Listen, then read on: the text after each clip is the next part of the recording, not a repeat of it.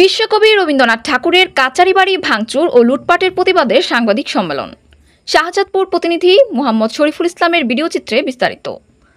সিরাজগঞ্জ শাহজাদপুর বিশ্বকবি রবীন্দ্রনাথ ঠাকুরের কাচারি বাড়ি ভাঙচুরের প্রতিবাদে 12 জুন বিকেল 5:30টায় সাংবাদিক সম্মেলন করে শাহজাদপুর উপজেলায় বিএনপি এবং পৌর বিএনপির সকল সর্বস্তরের নেতৃবৃন্দরা সংবাদ সম্মেলনে উপস্থিত ছিলেন।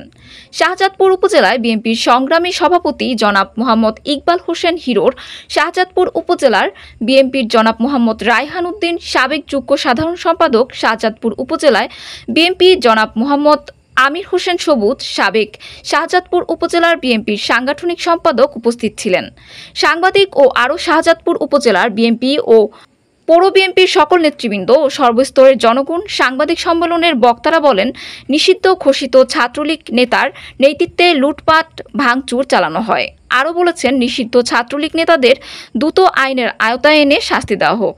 প্রেক্ষিতে সারা বাংলাদেশ সহ দেশে বিদেশে বিভিন্নভাবে একটি অপপ্রচার শুরু হয়েছে যে কাচারি বাড়িতে মিউজিয়ামে হামলা করা হয়েছে, অথবা এরকম প্রচার হয়েছে যে আমাদের রবীন্দ্রনাথ ঠাকুরের যে ভাস্কর্য রয়েছে সেখানে হামলা করা হয়েছে।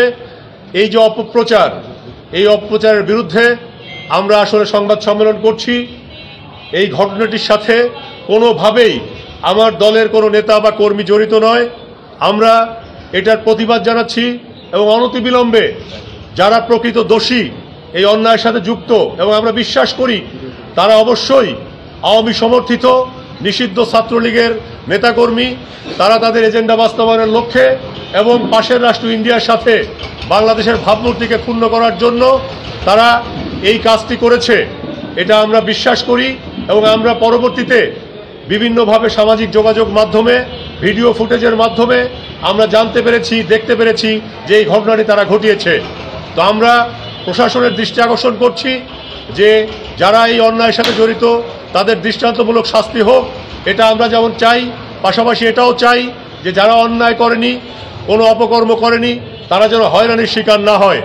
এবং ইতিমধ্যেই আমরা আজকে আমাদের সঙ্গে জেলা প্রশাসন সহ উপজেলা প্রশাসনের একটি বৈঠক হয়েছে। অনতিবিলম্বে কাচারি বাড়ি খুলে দিয়ে বাইরের যে সকল আমাদের অতিথি রয়েছে এই পরবর্তী সময়ে দর্শনের জন্য আসছে, তারা যেন সেই সুযোগ সুবিধা থেকে বঞ্চিত না হয়, এটাই আমি। A B news desk report.